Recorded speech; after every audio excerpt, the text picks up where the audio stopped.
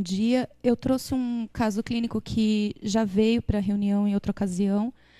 Trouxe para a gente tentar terminar a nossa discussão. É um paciente masculino de 43 anos que segue na arritmia conosco há pelo menos 8 anos. Ele buscou o nosso atendimento no ano de 2003 para uma avaliação após ter feito exames de rotina. Ele não tinha queixas, não tinha dispneia, não tinha síncope pré-síncope, não tinha história de uso de substâncias psicoativas, álcool, tabaco, não tinha comorbidades prévias. Os antecedentes familiares dele até sugeriam algumas comorbidades cardiovasculares, mas nada muito específico. No exame físico do prontuário da primeira consulta desse doente, a gente não notava nada tão importante. Ele tinha um ictus visível e palpável no quinto espaço intercostal, não havia sopro, PA limítrofe 14/9, frequência cardíaca de 70, ausculta pulmonar e abdômen nada digno de nota. Ele trazia, então, nessa primeira consulta, esse eletrocardiograma, que o que mais chama atenção aqui é um padrão de sobrecarga aqui nessas derivações precordiais. O raio-x desse paciente, infelizmente, a gente não tem acesso, foi entregue a ele em 2003 e ele já se desfez do exame, então a gente não teve como fazer um novo. Ele até entrei em contato para ele me trazer, mas infelizmente não foi possível.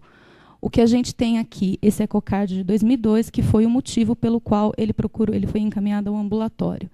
Nesse ecocardio, ele tinha um septo de espessura de 18 milímetros, uma relação septo-parede de 2,1, uma fração de ejeção preservada e o restante normal. Ele não tinha disfunção valvar, nada que chamasse atenção. Então, por conta de uma suspeita aqui de uma miocardiopatia hipertrófica de grau importante, ele veio para nós. O paciente trazia também um Holter, em que nós víamos episódios de taquicardia ventricular não sustentada, que foi também uma das discussões feitas no ambulatório na ocasião, se esse paciente seria um candidato a um cardiodesfibrilador implantável. Então, a hipótese diagnóstica para ele nessa primeira consulta ficou como miocardiopatia hipertrófica a esclarecer, e a conduta inicial foi investigação familiar, uso de beta-bloqueador, fazer um Holter, um ecocardio, e também foi pedido um mapa por conta daquela PA limítrofe que o paciente apresentava. O Holter e o mapa. O Holter se manteve a mesma alteração encontrada, ele tinha episódio de taquicardia ventricular não sustentada, aqui 2. O mapa, nada que chamasse muito a atenção. Então, esse caso foi discutido em julho de 2003 na reunião, e a proposta se manteve. O paciente tinha taquicardia ventricular, mas não tinha sido indicado CDI ou outra conduta. Foi feito um screening genético para a família e o que consta anotado no prontuário é que foi avaliar prognóstico e risco de morte súbita familiar por conta da miocardiopatia hipertrófica. Esse paciente veio sendo seguido, então, durante todos esses anos assintomáticos, com um ecocardiograma semestral, e o que a gente encontrou foi que na família houve outros casos de cardiomiopatia hipertrófica. Tinha um irmão que segue em nosso ambulatório, 2 irmãs e um sobrinho. E o paciente tem uma história que ficou bastante nebulosa, uma irmã que faleceu por uma causa interrogada, o atestado de óbito dela. O que nós temos é edema agudo pulmonar, nós não temos a causa da morte, mas a gente aparentemente não tem nenhuma constatação que isso se deveu a distúrbios do ritmo. Então, de 2003 a 2011, como eu disse, o paciente veio assintomático, seguido com ecocardiograma. Eu coloquei alguns laudos aqui para a gente ter uma ideia. Ele manteve essa espessura do septo aqui de 20, hipertrofia septal assimétrica, com obstrução leve em repouso, insuficiência mitral leve. 2006, o septo aumentado, hipertrofia septal assimétrica, sem gradiente de repouso, insuficiência mitral leve. O que motivou a gente trazer esse caso para a rediscussão na reunião foi que, em 2010, foi visto uma hipertrofia septal associada a um tendão anômalo.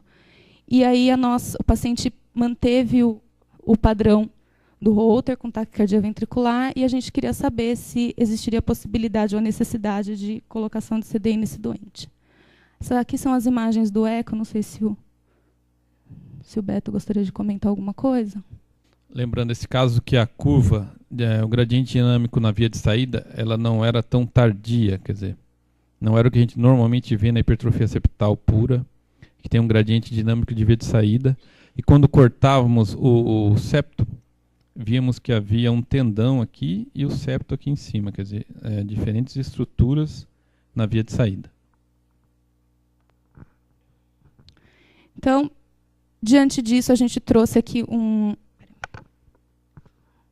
o Holter, então, também mantido o mesmo padrão, e a gente trouxe, então, um caso para discussão.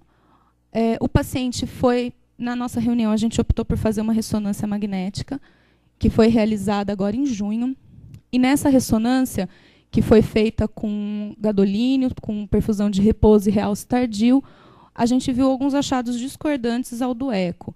Então, a gente viu que tinha um ventrículo esquerdo com dimensões normais, função sistólica preservada, sem alteração de contratilidade segmentar, paredes com hipertrofia assimétrica, com predomínio na parede anteroseptal e médio-basal, com espessura de 26. O que ele dizia que chamava a atenção é que, após a injeção do contraste, observou-se áreas de realce tardio difuso e heterogêneo, com cicatrizes miocárdicas associadas. Então, ficou-se com as conclusões que era uma cardiomiopatia hipertrófica anteroseptal sem obstrução da via de saída do VE e essas cicatrizes miocárdicas difusas e heterogêneas na região hipertrófica. Então, a discussão que a gente teve aqui na reunião é que a gente poderia tentar correlacionar os achados da ressonância com um novo exame de imagem, para a gente tentar... o ecocardio é bastante convincente de que existe realmente o tendão, que não é uma hipertrofia pura. O que chama a atenção seria essas áreas de cicatriz no miocárdio. A gente até teve uma discussão se isso poderia ser mais arritmogênico, causar mais arritmias, enfim. E aqui só as imagens que eu não consegui colocar, as do CD, mas da ressonância. Então, a gente colocou... o que foi sugerido na reunião foi desse paciente realizar um novo ecocardio. E aí o Beto fez o ecocardio transesofágico dele, para a gente ver se a gente conseguiria ter mais detalhes desse tendão. Vou pedir para o Beto me ajudar a comentar. Nós fizemos o exame, então, transesofágico, aqui é um corte transtorácico, que obrigatoriamente é feito antes do exame. Nós conseguimos obter um corte, em que aqui se vê o septo, aqui é a via de saída, a aorta, então o fluxo sai para cá. E o septo se divide em duas estruturas, faz até um V na região da via de saída. Foi muito difícil obter esse corte, mas você vê que são duas estruturas separadas que deveriam fazer, se fosse uma hipertrofia septal comum, assimétrica, deveria ser uma estrutura única aqui. E você observa que existe uma separação e essa estrutura forma aparentemente um V. Então tem um componente que é tendão e tem um componente que é hipertrofia septal. Isso justifica o achado do ecocardiograma de repouso e justifica aquele gradiente que não é um gradiente puramente dinâmico. Então existe realmente uma obstrução que é fixa da via de saída e uma obstrução que é dinâmica, que é secundária à hipertrofia. Isso, do ponto de vista dinâmico, é um pouquinho diferente, do ponto de vista da hemodinâmica, da hipertrofia septal assimétrica pura, né? O que a gente gostaria de saber é se haveria necessidade de alguma nova complementação diagnóstica e o que mais que a gente gostaria de discutir é se esse paciente teria realmente a indicação de colocar o CDI. Esse foi um paciente que eu atendi na minha primeira semana de residência lá em fevereiro. E na revisão do prontuário, a gente discutiu no ambulatório de arritmia e trouxe para a reunião por isso, para saber se esse tendão anômalo mudaria alguma coisa, nessa descoberta, né, nesse achado de exame, se mudaria alguma coisa.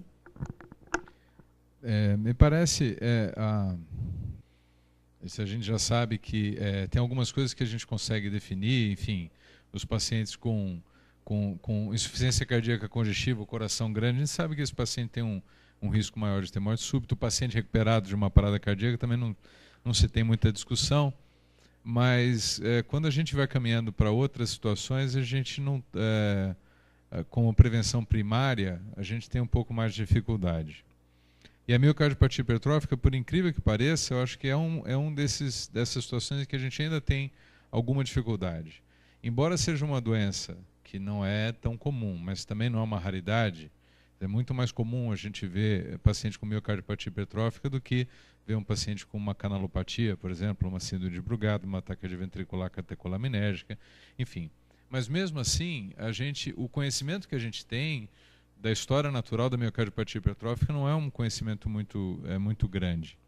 Existem séries de casos na literatura e, na verdade, a gente baseia o nosso conhecimento e até a indicação do uso de um desfibrilador, a gente baseia, como prevenção primária, a gente baseia num estudo, na verdade uma compilação de várias séries que foi feita pelo Dr. Maron, que é uma das pessoas que mais estuda miocardiopatia hipertrófica. Ele publicou há uns anos atrás, não me lembro exatamente quantos anos, talvez uns 4 ou 5 anos atrás, publicou uma série grande de pacientes com miocardiopatia hipertrófica, acompanhados em vários serviços, alguns deles com um implante de desfibrilador como prevenção primária para o risco de morte súbita.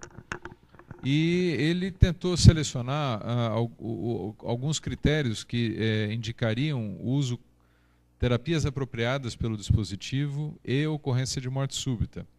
E achou algumas coisas: a hipertrofia a maior do que 3 centímetros, antecedente familiar, enfim. Havia alguns critérios que ele selecionou. Mas isso com 200 pacientes. Eu acho pouco. E outra, nesse trabalho também, ele relatou que muitos pacientes que tinham o cardioversor implantado como prevenção primária tinham muitas terapias inapropriadas do aparelho também. A gente tem que levar isso em conta, que esse tratamento também não é um tratamento isento de complicações, é um tratamento que também tem lá suas complicações. Então, eu acho que a gente ainda continua muito perdido. Nesse paciente, eu concordo com tudo que o Bittencourt falou. A gente sabe que esse é um paciente que tem risco de morte súbita, sim, maior do que uma pessoa no mesmo sexo, idade, e que não tem miocardiopatia hipertrófica. Acontece que a gente não sabe realmente definir. Por outro lado, a gente sabe que, por exemplo, quando a manifestação clínica da miocardiopatia hipertrófica é mais precoce, a gente sabe que o prognóstico é pior. Então, ele já passou por uma fase talvez crítica, não que ele tenha menor risco de morte súbita, tem maior do que comparado com um homem na idade dele, mas talvez ele tenha passado uma parte crítica. Não tem um antecedente familiar tão importante. Taquicardia ventricular não sustentada nesses pacientes, você vai achar, sempre que você fizer um Holter desse paciente, você vai achar. Sempre. Dele, dos irmãos, de todo mundo. E isso não é um bom critério para a indicação de CDI. Então, eu acho que a gente, enfim, na verdade não é com esse paciente, mas com muitos pacientes, a gente vai com miocardiopatia hipertrófica, a gente vai se defrontar com essa dúvida. Isso é uma coisa muito frequente. Agora, nesse caso específico, eu também concordo com o Bittencourt. Ele já vem sendo acompanhado há anos. Claro, eu estava comentando aqui, a questão da morte súbita tem esse problema de que ela muitas vezes, a manifestação dela é como o nome diz, ela é súbita, ela ocorre de uma hora para outra, muitas vezes não tem pródromos, enfim, pode ser a primeira manifestação, mas eu acho que clinicamente o paciente está estável, eu não vi nada que tenha mudado. Me parece que é adequado manter o tratamento que está sendo feito até o momento. Eu não sei como a gente teria. Não existe algum exame hoje que possa prognosticar um pouco melhor. Enfim, o Holter não é um bom exame para isso. O estudo eletrofisiológico também, a estimulação ventricular programada também não é um bom exame para isso. Então, me parece que o tratamento tem sido adequado. E, na minha opinião, a gente deveria manter esse tratamento que ele está usando até agora.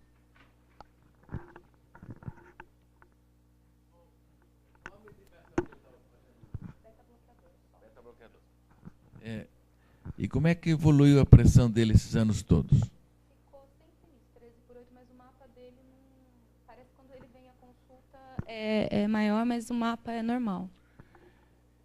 A gente, prescrevendo o beta-bloqueador, a gente está protegendo de algum grau de arritmia mais grave. E tem alguns estudos mais ou menos recentes que melhorariam a cardiomiopatia hipertrófica, como o losartan. Teria indicação de uso do losartan, lembrando que ele tem pressão às vezes mais alta E se o losartan poderia proteger a progressão dessa cardiomiopatia? O racional do uso do beta-bloqueador para esses pacientes é porque o defeito que leva à hipertrofia miocárdica, não sabe muito bem qual é, mas parece que muitos casos, principalmente nesses casos de casos familiares, pode haver um defeito nas proteínas contráteis, né, do miocárdio, de maneira que a contração do miocárdio não é tão eficaz, e a hipertrofia seria uma maneira de compensar essa falta de contratilidade eficaz. O uso do beta-bloqueador, o racional do uso do beta-bloqueador era diminuir a contratilidade do miocárdio, aumentar a complacência do ventrículo, que normalmente é um ventrículo pouco complacente, e também diminuir a frequência cardíaca, aumentando o tempo de enchimento, que no paciente também pode ser comprometido. Eu me lembro, há uns anos atrás, a gente lia que o uso de vasodilatadores em geral, e incluindo os inibidores de enzima de conversão, que era o que tinha na época, talvez não fosse adequado para os pacientes com miocardiopatia hipertrófica não obstrutiva, porque talvez a vasodilatação poderia aumentar, poderia fazer surgir um gradiente sistólico nesses pacientes. Então não se falava muito. Eu não conheço nenhum outro tipo de tratamento indicado para esses pacientes até o momento. Eu conheço esse relato do uso de losartan, assim como existem relatos de diminuição de hipertrofia miocárdica nos hipertensos com o uso de alguns inibidores de enzima e bloqueadores receptores de angiotensina, mas eu não conheço, não sei se havia uma indicação precisa do uso de bloqueadores receptores de angiotensina nos pacientes com miocardiopatia hipertrófica. No meu conhecimento, o que está bem estabelecido na literatura, o que é seguro, é o uso de beta-bloqueadores. Eu acho que a analogia entre a hipertrofia da hipertensão e a hipertrofia da miocardiopatia hipertrófica é perigosa. Porque uma é um defeito congênito, é um desarranjo molecular, é um desarranjo do miócito que causa isto. E na hipertensão, você tem uma causa bem clara, que é diferente da hipertrofia do esportista, do coração de atleta, não é? Que tem também uma outra característica, embora do ponto de vista macroscópico todos sejam hipertróficos, eles não são a mesma hipertrofia. Eu não conheço nenhum estudo randomizado, bem feito, em que se compare drogas realmente eficazes no tratamento da miocardiopatia hipertrófica.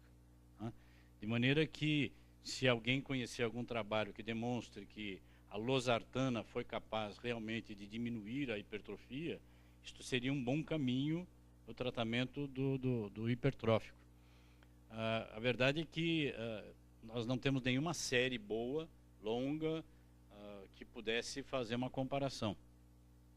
A sensação sempre que eu fico quando eu leio sobre miocardiopatia hipertrófica é de que é um campo onde a classificação ainda não está adequada, onde a seleção dos pacientes é complicada e, portanto, quando você vai cuidar deles, eles representam um grupo tão heterogêneo que as coisas ficam muito confusas. Não sei se essa é a sua impressão também. Eu não desconheço, não tenho tanta profundidade, acho super bom. Eu queria uma pergunta para o Beto. Será que, eu fiquei pensando sobre, será que são duas doenças ou será que no paciente com cardiopatia hipertrófica é frequente ter banda anômala? O interessante desse exame é que, por que o paciente está tão bem se a imagem é tão ruim, né? E a própria ressonância já mostrava que o achado era bem localizado, quer dizer, o septo é espessado, mas logo depois, que está o VD, que está o ventrículo esquerdo, volta à normalidade, né? É bem localizado, não é isso que se vê na hipertrofia septal assimétrica, que acompanha até geralmente a ponta do ventrículo, né? E agora pode acontecer isso sim. Ele já tem um tendão, que é uma ocorrência. O tendão anômalo tem uma história interessante que revisaram casos de crianças com sopro inocente e que o eco era normal, daí revisaram o eco e 40% delas tinham tendão anômalo. e uma boa parte com inserção no septo. Quer dizer, então não é um achado infrequente, é um achado até mais frequente. E se o paciente tiver o azar de ter o tendão anômalo e ter um estímulo genético para hipertrofia, ele vai ter os dois achados.